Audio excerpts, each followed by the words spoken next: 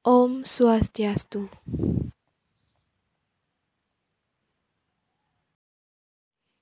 Perkenalkan, kami dari kelompok 1 atas nama Ida Yuputu Sinta Dewi, Loh Bella Veronica, dan Niluh Rita Sujati.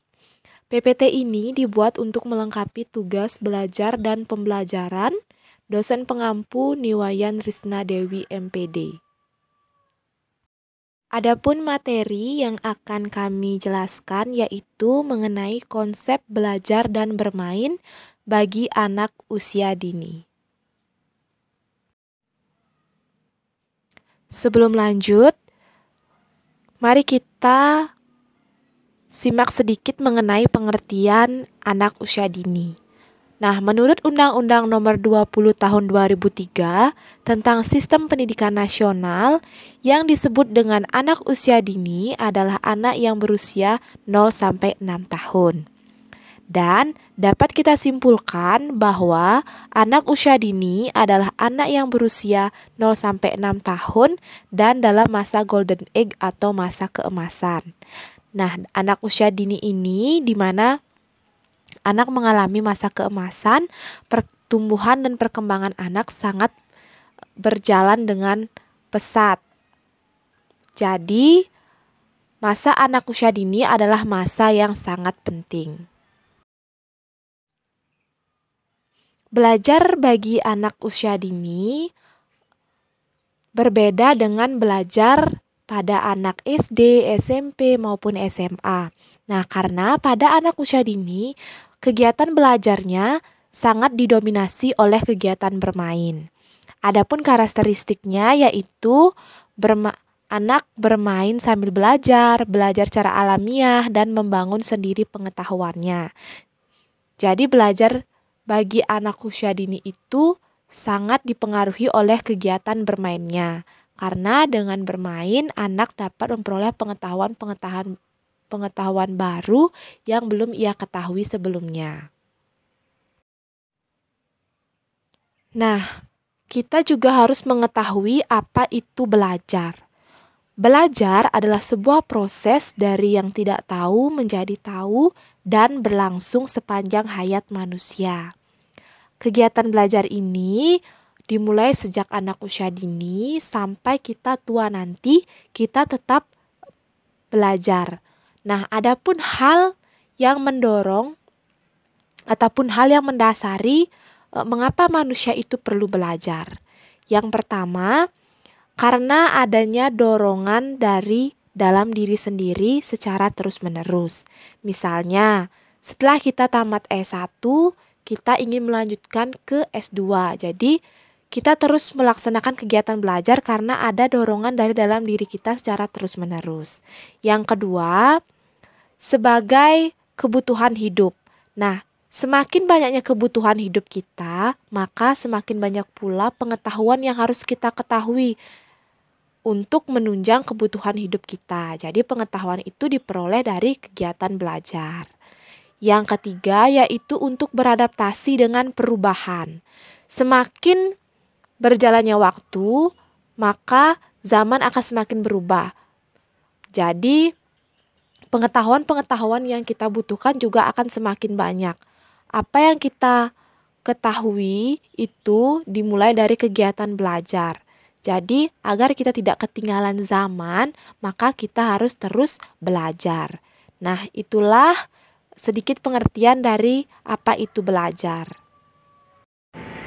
Ciri-ciri belajar. Yang pertama yaitu belajar adalah suatu aktivitas yang disadari. Maksudnya di sini kegiatan belajar itu dilakukan tentu dengan adanya sebuah kesadaran yang dimana manusia memerlukan ilmu atau pengetahuan, jadi mereka akan belajar. Kemudian yang kedua, belajar tidak bersifat sementara.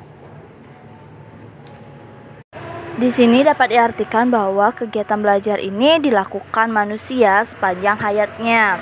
Dari mulai dia lahir, dia akan mencari pengalaman belajar dengan belajar berbicara maupun belajar berjalan. Nah, setelah itu manusia untuk menjalani kehidupan selanjutnya mereka akan belajar sepanjang hayatnya. Kemudian yang ketiga, belajar merupakan interaksi individu dengan lingkungannya. Dan keempat, hasil belajar ditandai dengan perubahan tingkah laku. Nah, manusia yang melakukan kegiatan belajar ini tentunya akan mengalami suatu perubahan baik tingkah lakunya. Dari manusia yang belum bisa melakukan, misalnya anak usia dini belum bisa berjalan. Nah, ketika anak mendapatkan pengalaman belajar, anak akan bisa merangkak kemudian berjalan dengan lancar. Kemudian untuk materi kedua yaitu bermain. Nah, bermain adalah sebuah kegiatan yang menimbulkan kesenangan bagi seseorang yang melakukannya, khususnya anak-anak. Nah, mengapa demikian? Karena anak-anak dunianya adalah dunia bermain. Jadi, anak belajar atau mendapatkan suatu pengetahuan ataupun pengalaman belajarnya dari bermain.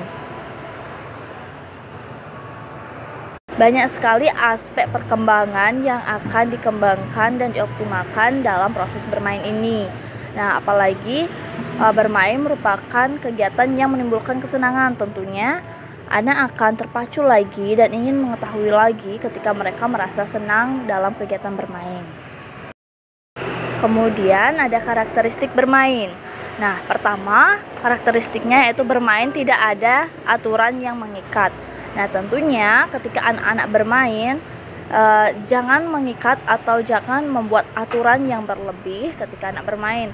Mengapa demikian? Karena anak-anak akan bermain dengan setulus hatinya dan juga merasa senang ketika mereka merasa dibebaskan. Kemudian yang kedua, bermain muncul dari dalam diri anak. Nah, sikap naluri yang ada pada anak yaitu panggilan untuk melakukan kegiatan bermain ini itu dikatakan muncul dalam diri anak. Yang ketiga, bermain harus melibatkan peran aktif dari pemain.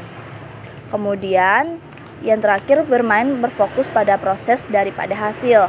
Nah, bermain ini dikatakan demikian karena dalam proses ini anak lebih bisa mengoptimalkan aspek perkembangannya daripada melihat hasilnya.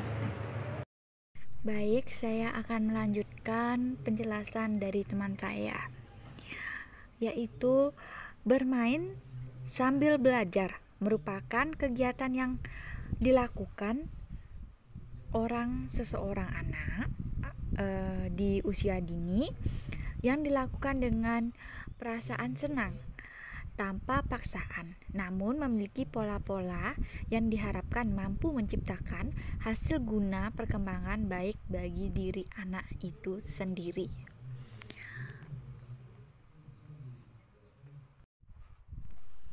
Oke, slide selanjutnya yaitu tentang peran konsep bermain bagi anak usia dini. Nah, ada 3. Yang pertama yaitu bermain berperan penting dalam proses pembelajaran, di mana dalam bermain itu adanya proses pembelajaran yang mampu mengembangkan aspek-aspek perkembangan anak usia dini seperti kognitif, fisik motorik, bahasa, seni, moral, agama, seperti itu. Dan yang kedua yaitu bermain dapat mendukung perkembangan fisik dan kesehatan mental anak. Nah, dalam bermain ini setiap permainan pasti di mana anak akan melakukan kegiatan. Nah, hal tersebut dapat mengembangkan fisik anak untuk perkembangan. Misalkan permainan ular naga panjang, di mana anak bakal berjalan mengelilingi orang yang sedang berjaga, seperti itu. Dan juga kesehatan mental anak, di mana bermain menimbulkan rasa senang. Hal tersebut dapat mengembangkan mental. Jadi anak tidak dapat cepat bosan atau enggak anak itu merasa stres. Nah, yang ketiga yaitu bermain memberikan kesempatan untuk menguji anak dalam menghadapi tantangan dan bahaya. Nah, hal ini di mana permainan pasti memiliki tantangannya masing-masing. Seperti misalkan puzzle, di mana anak itu bisa nggak menyelesaikan tantangan dari puzzle itu, seperti itu.